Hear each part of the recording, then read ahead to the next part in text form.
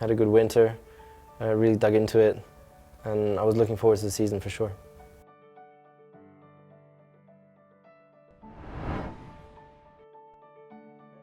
For sure, yeah. Last year was painful, the ending, especially how it happened also. That I really was robbed from a chance by a technical problem. It was very tough. It took quite a while to get over. But you know, with time, of course, time heals best. And then got over it. And already on Tuesday, 2 days later, I was in the car again testing, preparing for this year. You know, so just F1 just goes so quick and everything. And so I did manage to put it behind me then eventually. We always took Ferrari seriously, especially when we saw how they were going in the first race and in testing as well. Malaysia definitely stunned us big time. We didn't expect that. And then we didn't really know what was going to happen after that. You know, is Ferrari really better than us now all of a sudden? We didn't really think that could be the case, but who knows? But anyways, it was definitely a big wake-up call, but we kept it, you know, we fought back even stronger. He was driving his race, you know, to his best possible for him, which you know, of course, is understandable. The thing is that we had discussed something pre-race because of the threat from Ferrari, just to make sure that we do keep an eye on our team result as well, you know, on our team effort, and make sure that Ferrari doesn't beat either of us unnecessarily. And that was sort of the fine line, you know, where I felt that it was, you know, it was compromising me unnecessarily much, and that was just what I mentioned then during the race and afterwards. Yeah, Bahrain was very exciting. It's a great track, you know, where you can often have some great battles, as we saw last year also between Lewis and I, where we had this big battle for the win. And this year again, I had a bad start or something, and I fell back behind the Ferraris, and then I had to fight back through them. And great to see the car that I had, because I wasn't really sure would I be able to, you know, pass them and everything, but it was going so well, and then fighting past them and passing Vettel twice, I think, even, not only one time because of pit stops. I dropped back behind him or something, bad pit stop, don't know what it was. So yeah, that was a big thrill, but disappointing in the end because, you know, first of all, I wasn't able to hunt down Lewis, and then because of all the time I lost with the battling the Ferraris. And then also I got brake problems in the end, which cost me second place, so I fell back to third place. Not really, just that I qualified on pole for the first time that season, you know, and then in the battle between Lewis and I, it's so important, every detail, you know, and then the qualifying position is massively important as well, and he beat me in qualifying the first 4 races, I think, or 3 races, and then finally in Spain I got that pole. And then if you go into the first corner in front, there's a big chance that you'll win the race, you know, between the two of us. So that was the decisive thing, really.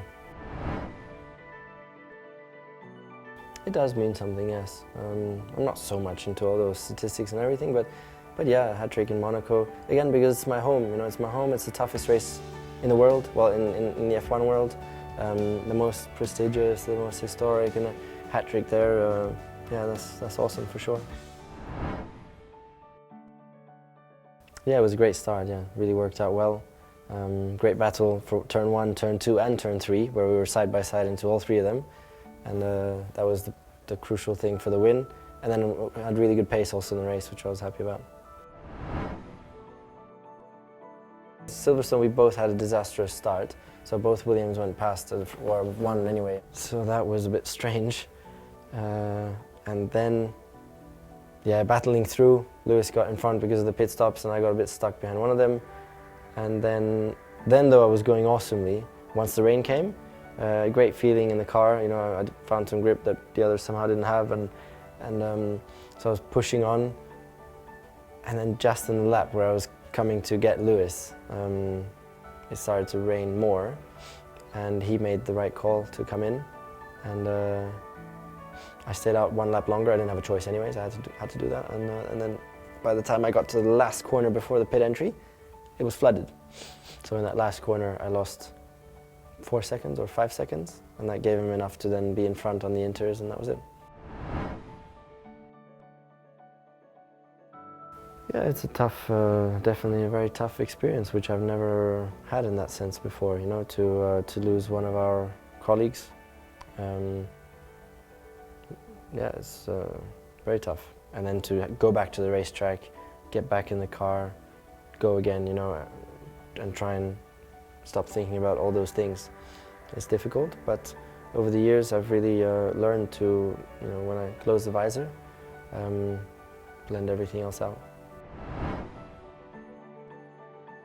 At that time, the medium was the tire to take because there was still so many laps left, but not in the event of the safety car coming out right in that moment. Because safety car coming out means you got 6-7 laps of driving slowly, where you're not using the tire, which makes that last stint then shorter, and then the option is the right one. And the team just wasn't ready for that unforeseen circumstance of the safety car coming out right in that moment. It just was a bit of something that they hadn't planned for, something that's never happened in that sense. So the wrong tire went on in effect, and that definitely cost me quite dearly in that race. And then also the incident with Ricciardo, which goes hand in hand really. Yeah, that definitely was not good. Yeah, in my eyes, it was my road to use entirely, because he came in completely overcooked it with everything, and yeah, but he just clipped his front wing on my tire, and that was it then. So lost out a massive amount of points there. Yeah, Spa, that was not a nice weekend with 2 tire failures, you know, and especially the one that I had was was quite scary, because it was in the fastest point of the track, and there's no warning, you know, and just lose control all of a sudden. So yeah, that's not a nice thing.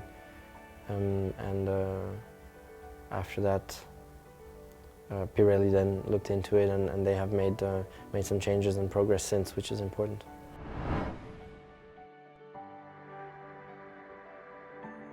Yeah, Monza was poor because it was just the moment in the championship where it was like important to launch an attack and close the gap down now, because Lewis was sort of getting away.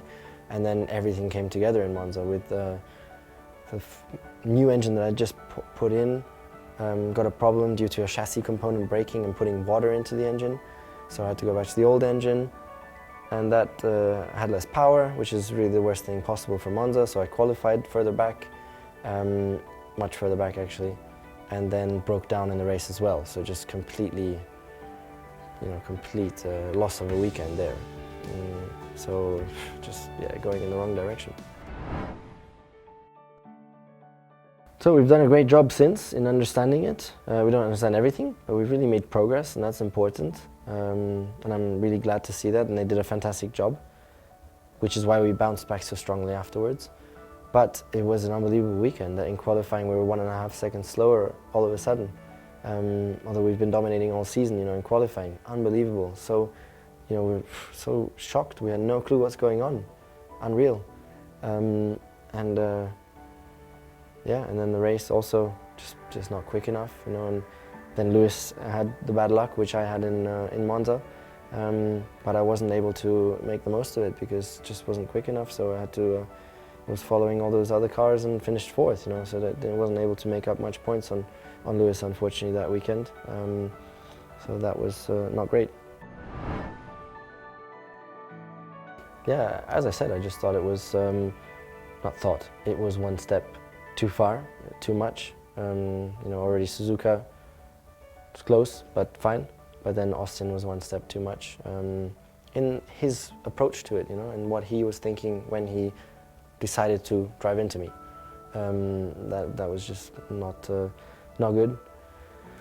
And then after that, but it wasn't really the race decider, because I did manage to fight back, past Lewis, past the Red Bulls, take the lead, go up into the distance, get pulled back because of safety car, because I had a 10-second lead already, so that was destroyed by the safety car. Then the second safety car again destroyed my second lead of a couple of seconds, whatever. And then I messed up myself, which hugely annoying.